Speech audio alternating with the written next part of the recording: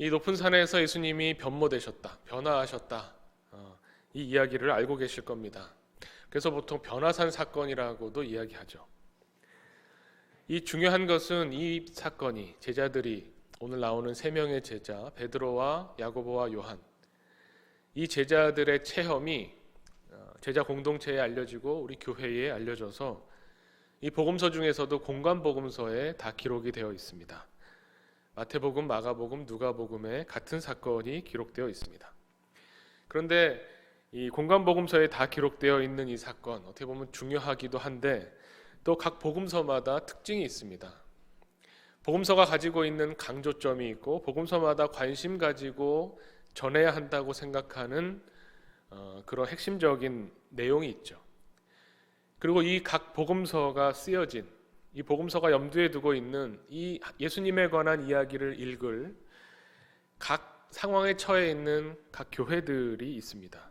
이것을 배경으로 해서 조금씩 차이가 나는데, 예를 들면 복음서에 가장 먼저 쓰여져 있는 마가복음에는 이 사건이 굉장히 간결하게 나와 있죠. 원래 마가복음의 특징이 그렇습니다. 굉장히 간결하게 나와 있는데 그 간결함 중에도 보이는 특징이 있습니다. 뭐냐면 예수님이 이 변모 사건을 제자들이 체험하고 나서 이 제자들이, 특히 베드로가 자기가 무슨 말 하는지도 모르고 주님 여기가 좁사오니 제가 초막 셋을 짓겠습니다 뭐 이러면서 내려옵니다. 하늘의 음성이 들리고, 그래서 내려오는데 오늘 말씀에도 나오지만 하늘에서 음성이 들려서 이는 내 기뻐하는 자고 내 아들이고 너희는 그의 말을 들어라. 그래서 제자들이 들은 예수님의 말씀이 뭘까요? 마가복음에는 예수님이 내려오시면서 이 일을 아무에게도 알리지 말아라. 이 부활, 죽은 자 가운데서 살아나는 부활 사건 이전에 아무에게도 말하지 말아라. 이게 마가복음이 일관되게 견지하는 예수님의 태도입니다. 그래서 신학자들이 여기에 이름을 붙인 게 있죠. 메시아 비밀. 그래서 이 내가 메시아라고 하는 것을, 내가 하나님의 아들이라는 것을 알리지 말아라 하는 것이 마가복음에는 계속 등장합니다. 예를 들면 마가복음 2장에 나병 환자를 예수님이 고쳐주시고 나서 내가 이 고쳐졌다고 하는 이것을 알리지 말아라 이렇게 이야기하시죠. 또 뒤에 보면 귀먹고 말을 잘 못하는 사람을 고쳐주십니다. 그래서 마가복음에 에바다라고 이 아람어로 말씀하시면서 열려라 하시면서 귀가 열리고 말을 제대로 하게 되는 이 사람에게 하신 예수님 말씀이 이걸 알리지 말아라. 그래서 마가복음에서는 이 메시아 비밀, 예수님이 어떤 분이신가를 알리지 않는 이 이야기를 들려주면서, 그러면서 마가복음이 기록하고 있는 예수님의 변모를 이 옷이 굉장히 희어졌다라고 하는 것으로 설명을 합니다. 그래서 예수님의 옷이 희어졌다는 겁니다. 예수님이 변모됐다라기보다는 그런 표현은 없고 예수님의 옷이 희어졌는데 더 힐 수 없을 정도로 하얘졌다. 뭐 이런 이야기를 하면서 이 제자들이 경험했던 이 경험, 베드로가 막 횡설수설 자기가 무슨 말하는지도 모른다라고 하는 것이 어떤 전혀 생각해보지 못했던 압도적인 어떤 체험을 하고 난 이후에 이것이 너무나 큰 충격을 주었고 영향을 주었고, 그런데 이것에 대해서는 알리지 않는 이런 어떤 예수님에 관한 말씀으로 등장을 합니다. 마가복음은 뭐 좀 그런 쪽으로 이야기를 전개해 나가고 있다면 누가복음은 좀 또 다릅니다. 누가복음은 전체적으로도 봐도 누가복음에서 아주 강조하는 것 중에 하나가 뭐냐면 기도입니다. 그래서 예수님이 이 변화산에, 이 높은 산에 왜 올라가셨느냐? 기도하러 올라가셨다라고 이야기하죠. 그게 누가복음의 특징입니다. 그러면서 누가복음은 예수님이 변화되신 것이 용모가 변화되고 옷이 변화됐다 이렇게 표현합니다. 마가복음에서 하나가 더 붙었죠. 예수님의 용모가 변화되었다는 겁니다. 그러면서 예수님이 기도하는 와중에 어떤 그런 신비로운 모습을 나타내셨는데, 그때 모세와 엘리야가 와서 함께 이야기를 나누셨는데 그 이야기의 내용도 나옵니다.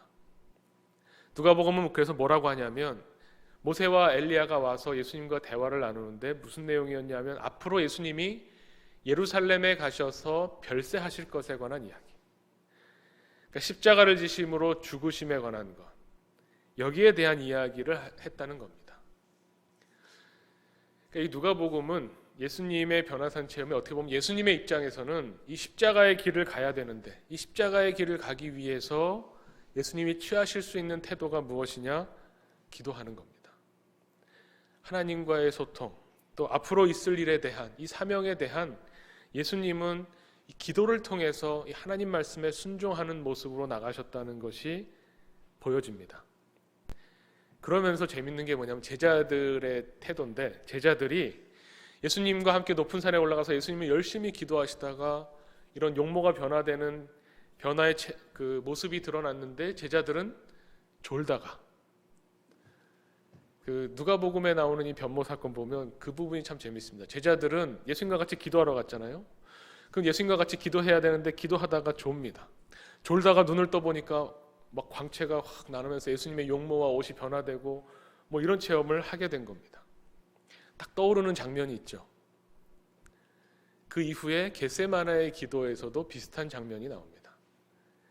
정말로 십자가를 눈앞에 두고 이제 곧 잡혀가서 십자가를 지게 되는 바로 그 날, 그 밤에 예수님께서 감람산에 가셔서 제자들과 함께, 그때도 이 똑같은 세 명의 제자입니다. 베드로와 요한과 야고보를 데리고 가셔서 좀 우리 같이 기도하자. 예수님은 정말 핏방울이 땀방울이 되도록 이 십자가의 길을 가겠다고 예수님 열심으로 기도하고 계시는데 제자들은 졸고 있습니다. 예수님 와서 보시고 좀 깨어 있어라, 날 위해서 기도해라, 이렇게 말씀하시는 장면이죠. 제자들은 이렇게 기도에 대해서 예수님과 같은 기도의 모습을 보이지 못했다는 것, 그리고 예수님이 이 변화산에서의 이 체험이 예수님으로서는 기도를 통해서 이 받은 사명을 감당하시기 위한 예수님의 노력으로 이렇게 이야기합니다. 이렇게 볼 수도 있습니다. 이 십자가의 길이라고 하는 것은 예수님이 온전하신 인간이셨으니까요. 이제 사순절을 통해서 우리가 계속 묵상하겠지만 이 십자가의 길을 걸어간다고 하는 것은 정말 보통 일이 아닙니다. 고난의 길을 가는 것이고 고통의 길을 가는 것이고 예수님조차도 피하고 싶은 이 길을 걸어가야 하는데, 이 길을 걸어갈 때에는 우리 인간의 힘으로 걸어가는 것이 아닙니다. 우리가 이 땅을 그리스도인으로 살겠다고 할 때, 그리스도인으로서라고 할 때는 여기에는 반드시 하나님과의 소통이 필요하고 기도가 필요하고 하나님의 힘을 힘입어서, 하나님의 능력을 힘입어서 기도를 통해서 이 땅을 살아가야 된다고 하는 것을 다시 한번 우리에게 보여줍니다. 그렇다면 오늘 우리 본문 우리가 함께 나누고자 하는 이 마태복음은 어떻게 이 변모 이야기를 하고 있을까요? 이 마태복음은 그 특징이 유대인들이 많은 교회입니다. 이 구약의 전통을 잘 알고 있는 이 유대인들을 향해서 예수님이 어떤 분이신가를 마태가 증언하고 있죠. 그래서 이 마태복음에 나오는 이 변모 사건을 가만히 들여다보면 연상되는 장면이 나옵니다. 아까 누가복음은 겟세마네의 기도가 연상이 되지만 이 마태복음을 읽어보면 뭐가 연상이 되냐면 출애굽기에 나오는 모세가 시내산에 올라갔을 때의 이야기가 그려지는 겁니다. 그래서 마태복음에는 예수님의 이 변형을 어떻게 설명하냐면 얼굴이 해같이 빛나며 옷이 빛과 같이 희어졌다라고 이야기합니다. 마가에는 그냥 옷만 이야기하지만 마태복음에는 예수님의 얼굴이 해같이 빛났다라고 할 때 듣는 유대인들은 딱 생각나는 게 있어요. 모세가 시내산에 올라가서 40일 동안 있으면서 하나님의 율법을 받아서 내려오죠. 그랬더니 그 얼굴에 광채가 나서 백성들이 모세의 얼굴을 쳐다보지 못하는 겁니다. 그래서 모세가 어떻게 했냐면 수건을 덮어서 얼굴을 가렸습니다. 유대인이라면 누구나 알고 있는 이야기죠. 예수님이 높은 산에 올라가셔서 변형되셨는데 마치 모세가 시내산에서 경험했던 것 같은 경험을 이야기하고, 또 5절에 보면 호련히 빛난 구름이 그들을 덮었다라고 이야기하는데, 이것도 출애굽기에 보면 하나님의 성막에 하나님이 임재하심을 나타낼 때에 구름이 덮고 있고 구름 기둥으로 하나님이 성막에 임재하신 것을 이야기하는 것을 보여줍니다. 그래서 오늘 이 변모주일에 나오는 이 병행 성경 본문이 보면 구약으로는 출애굽기 24장 12절부터 18절의 말씀의 내용입니다. 또 서신서로 보면 베드로후서 1장 16절에서 21절의 말씀이 본문인데, 이 베드로후서에도 베드로 사도가 자신이 이때 경험했던 이 강렬한 체험을 초대교회에 편지로 쓰는 이야기가 나옵니다. 그러면서 이 마태복음에 나오는 어떤 이 구약을 떠올리게 하는, 하나님의 율법을 받는 이야기를 생각나게 하는 이 경험을 이야기하면서 베드로가 예수님과 만나는, 예수님이 어떤 특별한 모습으로 변형되는 이 엄청난 체험을 하면서 모세와 엘리야가 함께 와서 주님과 이야기를 나눈다 하는 것을 묘사하죠. 이 엘리야도 어떻게 보면 구약의 전통에서는 하나님이 불병거를 보내서 데리고 가신 하나님의 선지자로 이야기하고, 또 뒤에 나오는 선지서들에 보면 하나님께서 메시아를 보내기 전에 먼저 엘리야를 보내겠다. 그래서 이 엘리야라고 하는 이 선지자가 메시아를 알려주는, 예고하는 그런 선지자로 유대인들이 알고 있습니다. 이 모세와 엘리야가 주님과 함께 이렇게 만났다라고 하는 것을 내가 체험했다라고 하는 이 베드로의 증언, 이 마태복음의 기록은, 그래서 어떻게 보면 이 유대의 전통에 있는 유대인으로서 그리스도인들, 기독교인들에게 예수님이 어떤 분이신가를 이야기해주고 있다는 겁니다.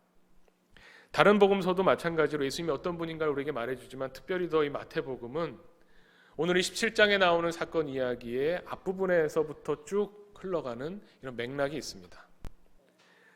마태복음 16장에 아주 중요한 이야기가 하나 나오는데, 그것이 뭐냐면 우리 보통 암송으로 외우고 있는 것이 16장 16절이죠. 베드로가 주는 그리스도시요 살아계신 하나님의 아들이십니다 라는 고백을 하는 이 장면이 바로 앞에 나옵니다. 그래서 이 변모 사건이 왜 일어났는가, 왜 예수님께서는 3명의 제자들을 데리고 가셔서 제자들로 하여금 예수님이 이렇게 변화되시는 것을 체험하게 하셨는가 하는 것을 따지고 볼 때에, 오늘 마태복음 본문을 충실히 보면서 앞부분을 보면 이런 흐름이 있는 겁니다. 예수님이 제자들을 모아놓고 먼저 운을 떼십니다. 사람들이 나를 누구라고 하느냐, 이거죠. 예수님은 누구신가 라고 하는 이 주제, 마태복음의 처음부터 마지막까지 흘러가는 이 주제를 직접적으로 드러냅니다. 16장에서 사람들이 나를 누구라 하느냐 그랬더니 제자들이 뭐라고 하냐면, 세례 요한이라고 합니다. 엘리야라고도 합니다. 예레미야나 선지자라고도 합니다. 이렇게 대답해요. 그랬더니 예수님이 직접적으로 질문을 던지십니다. 너희는 나를 누구라고 하느냐. 이건 어떻게 보면 제자들에게 하시는 질문이면서, 또 초대 교회를 향해서 하시는 질문이면서, 또 우리에게 하시는 질문입니다. 예수님은 우리에게 도대체 누구신가? 이 21세기 한국 사회를 살아가는 우리에게 있어서 예수님은 어떤 분이신가? 이 질문에 끊임없이 우리는 대답을 해야 됩니다. 예수님이 이렇게 질문하셨을 때 제자 중에 베드로가 일어나서 주는 그리스도십니다, 하나님의 아들이십니다 라고 대답했습니다. 그런데 예수님이 칭찬하시죠. 훌륭한 대답이다. 그리고 나서 흘러가는 이야기가 조금 우리 예상을 벗어납니다. 예수님이 베드로의 이야기를 주는 그리스도십니다, 살아계신 하나님의 아들이십니다 라고 하는 이 고백을 받아서 하시는 말씀이 뭐냐면, 앞으로 내가 순환당하고 고난받고 죽임당할 것이다 라는 말씀을 하세요. 순환 예고를 하시는 거죠. 그랬더니 베드로가 당장에 예수님께 항변합니다. 예수님의 뜻을 거스르는 거죠. 예수님 그러지 마십시오. 왜 메시아가, 왜 그리스도가 고난받고 죽임당해야 합니까? 그건 메시아가 아닙니다. 이런 거죠. 그때 예수님께서는 베드로에게 하시는 말씀이 사탄아 물러가라. 우리가 이것만 강렬하게 기억하지만 그 뒤에 하시는 말씀이 뭐냐면, 내가 하나님의 일을 생각하지 않고 사람의 일을 생각하는구나.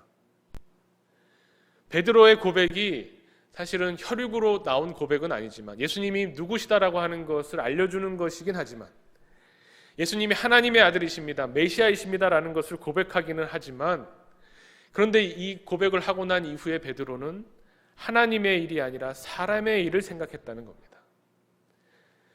사람의 눈으로 예수님을 봤을 때, 예수님은 우리의 구원자신데, 예수님이 우리의 구원자시라면 어떠해야 하냐면 정치적으로, 종교적으로 승리자가 되시고 왕이 되셔서 우리가 원하는 대로 우리의 소원을 이루어 주시는 통치자가 되셔야 된다라는 것이 베드로가 바라보는 메시아, 사람의 눈으로 바라보는 메시아였다는 겁니다.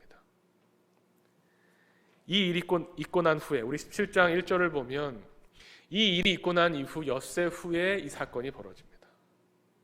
어떤 연관성을 이야기하는 거죠.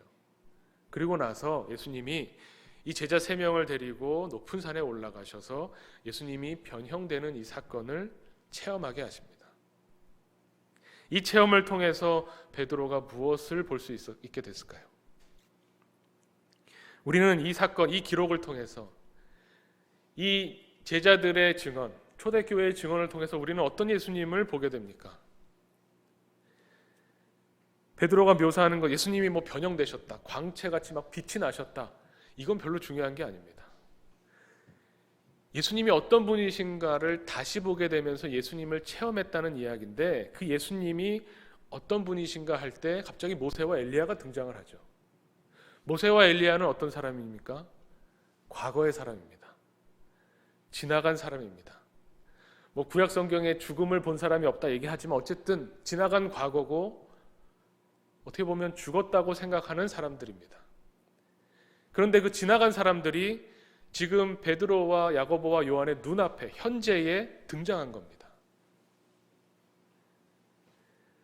이건 놀라운 일이죠. 우리는 우리의 시간, 우리 인간의 한계 속에 갇혀서 사람의 일을 생각한다면 죽으면 끝난다 생각하는 사람도 있고 이 세상이 전부다라고 생각하는 사람도 많습니다. 한번 죽은 사람, 과거의 사람, 지나간 과거는 절대로 돌이키지 못하고 죽은 것은 끝난 것이다 생각하는 이 세상의 시각, 이 사람의 시각을 완전히 뒤바꾸는 초월적인 사건을 경험하는 겁니다.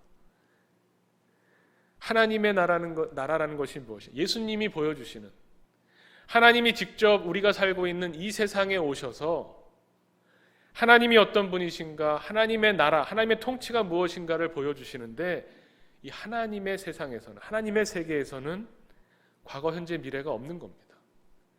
이미 우리에겐 지나갔고 죽었다고 생각하는 사람이 있는 겁니다. 현재에 존재하는 겁니다.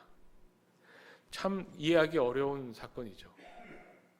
이거를 다르게 말하면 마태복음 22장에 예수님이 유대인들과 막 논쟁을 하시면서 이 이야기가 나옵니다. 부활이 없다 하는 사두개인들이 와가지고 예수님한테 시비를 걸면서, 아니 그러면 죽고 난 이후에 부활되면 지금의 부인 혹은 지금의 생활이 어떻게 될 것이냐라고 질문하는 데 있어서 예수님 뭐라고 말씀하시냐면, 성경을 읽어봐라. 너희가 성경을 잘 모르는구나. 성경을 읽어봐라. 하나님을 뭐라고 표현하냐면 아브라함의 하나님, 이삭의 하나님, 야곱의 하나님이라고 표현합니다. 그 이삭과 야곱, 아브라함 다 이미 과거의 사람이고 죽은 사람 아닙니까? 예수님은 그렇게 말씀하시지 않으세요. 뭐라고 말씀하시냐면 그 이후에 하나님은 죽은 자의 하나님이 아니요 살아있는 자의 하나님이시니라. 예수님이 보여주시는 하나님의 나라는, 예수님이 가르쳐주시는 하나님은 어떤 분이냐면 죽은 자의 하나님이 아니고 살아있는 자의 하나님이라고 말씀하십니다. 이것도 좀 알쏭달쏭합니다. 누가복음에서는 여기에 하나 더 덧붙입니다. 그래서 하나님에게는 모든 사람이 살아있느니라 이렇게 말씀하시죠. 이게 우리 지난주일에 함께 나눴던 하나님은 생명이시다 하는 이 말씀입니다. 하나님은 어떤 분이시냐? 우리는 이 세상만 바라보고 산다면, 이 세상에서 죽으면 다시 만날 수 없고 죽으면 볼 수 없기 때문에 죽으면 끝이다 이렇게 생각하지만, 하나님의 나라는 생명의 나라라는 겁니다. 하나님의 다스리심, 하나님의 통치하심은 이 생명이 그 안에 있다는 겁니다. 그래서 과거의 사람이 현재에 존재하면서 베드로가 그 현재에 충만한 하나님의 생명을 체험하게 되는 이 사건을 우리에게 증언하고 있는 겁니다. 그럴 때 하나님은 정말 생명이시구나. 하나님의 통치는 우리가 알고 있는, 우리가 경험하는 이 세계와는, 이 세상과는 완전히 다른, 하나님이 주시는 이 생명을 누리게 되는 그것이 바로, 그 나라가 바로 하나님의 나라구나라는 것을 베드로가 체험했다는 것이죠. 여기에 대해서 예수님께서 이렇게 말씀하십니다. 하늘의 음성이 들리잖아요. 너희는 그의 말을 들으라. 그때 제자들이 엄청난 두려움에 사로잡힙니다. 이것은 어떤 두려움일까요? 미루어 짐작해야 되겠죠. 너무나 놀라운 광경을 목격한 것에 대한 두려움, 알 수 없는 것에 대한 두려움, 또 내가 얼마나 보잘것없는 존재인가에 대한 두려움, 내 생명을 유지하지 못하는 것은 아닌가라고 하는 두려움, 어떤 종류의 두려움인지 모르겠습니다. 우리도 알 수 없는 두려움에 빠질 때가 있죠. 지금 어떻게 보면 우리 사회를 덮치고 있는 이 두려움이 정확히 뭔지 저도 잘 모르겠습니다. 단순히 내 생명이 없어질까 봐 하는 두려움도 깔려 있겠지만, 나 때문에 내가 사랑하는 사람이 어려움에 처하지 않을까, 나 때문에 내가 귀하게 여기는 우리 공동체가 피해를 받지 않을까 하는 두려움도 분명히 있습니다. 여러 가지 종류의 두려움이 뒤섞여 있는 이 두려움, 그 두려워하는 제자들에게 하늘에서 소리가 들리는데 그의 말을 들어라 라는 말씀이 들리고, 그리고 나서 예수님이 내뱉는 말씀이 마태복음은 다르죠. 오늘 7절입니다. 예수께서 나와 그들에게 손을 대시며 이르시되 일어나라, 두려워하지 말라. 마태복음은 이 이야기를 하고 있습니다. 두려움에 떨어서 엎어져서 자기가 왜 두려워하는지도 모르는 이 제자들에게 예수님이 다가오셔서 손을 대시는 겁니다. 만져주시는 겁니다. 손을 붙잡고 일으키시는 겁니다. 그러면서 예수님 말씀하십니다. 일어나라, 두려워하지 말라. 이 예수님의 이 터치, 예수님이 제자들을 만지시고 일으켜 세워주신 이 경험, 이 예수님의 음성을 듣고 난 이후에 제자들이 뭐라고 고백합니까? 8절에 제자들이 눈을 들고 보매 오직 예수 그리스도 외에는 아무도 보이지 않았다. 예수님과 접촉하는, 예수님이 정말 어떤 분인가를 체험하고 나서, 그리고 나서 눈을 들어서 보는데 이제 세상이 다르게 보이는 겁니다. 예수님 외에 다른 것이 보이지 않고 예수님을 통해서만 세상이 바라보이게 되는, 완전히 새로운 눈으로 세상을 바라보는 이런 제자들의 모습을 오늘 성경이 우리에게 말해줍니다. 마태복음은 왜 이렇게 구체적으로 이야기할까요? 마태복음 맨 처음 부분을 보면 마태복음 1장에 예수님을 어떤 분으로 소개합니까?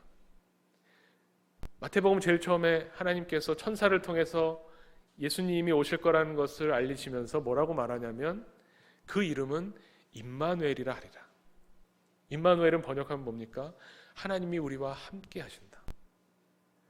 예수님은 어떤 분이시냐면 하나님의 생명을 이 땅에 주시는데 우리가 도저히 담을 수 없는, 이 세상이 감당할 수 없는 하나님이 이 땅에 오셨는데 그 하나님이 바로 보잘것없는 우리 한 사람 한 사람을 만나주시고 만져주시고 함께 해주신다는 겁니다.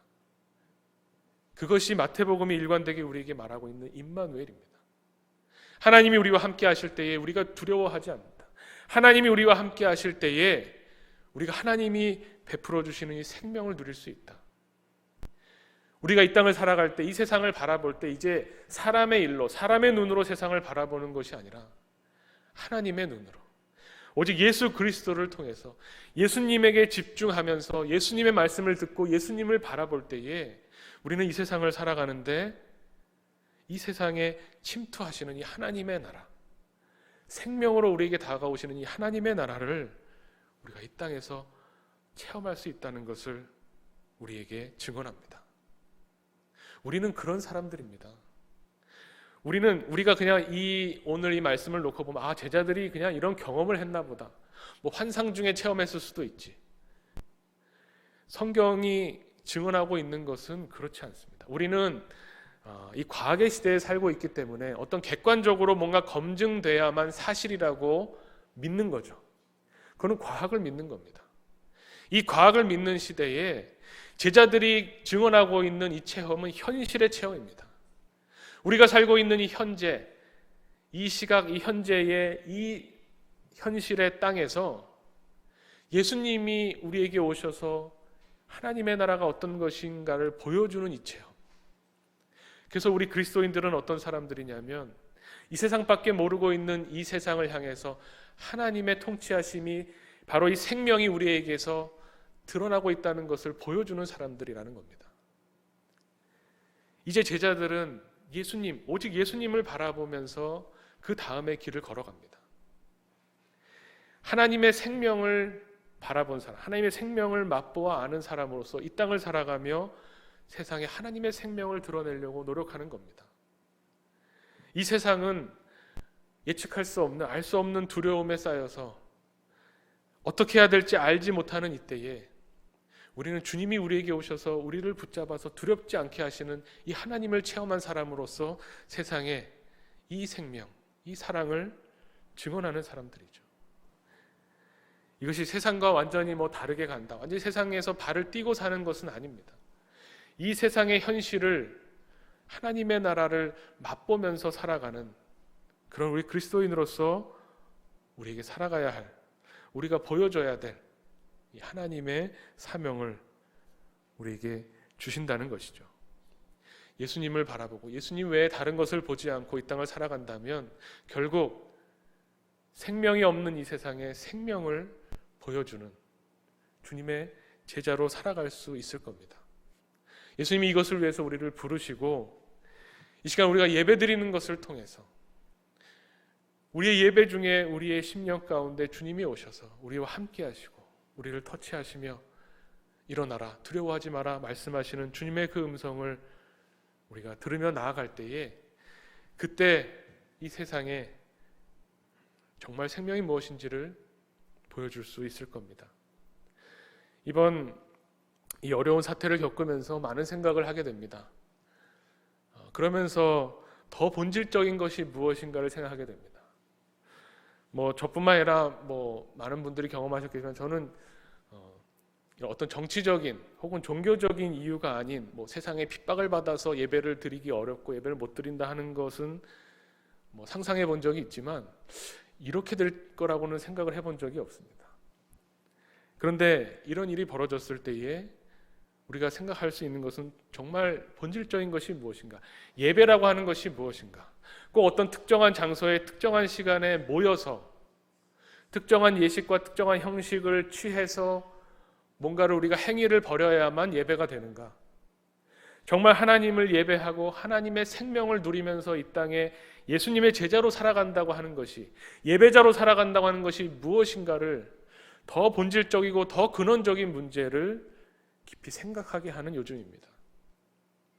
우리가 정말 누려야 할 것, 우리가 정말 붙잡아야 할 것, 우리가 정말 세상을 향해서 보여줘야 할 것, 고통받고 있는 세상과 고통받고 있는 사람들을 향해서 기도하고 사랑을 베푸는, 그것을 위해서 이 땅에 오셨고 또 우리를 하나님의 자녀로, 주님의 제자로 부르신 하나님의 뜻을 우리가 바라보면서 세상으로 나아가시기를 축원합니다.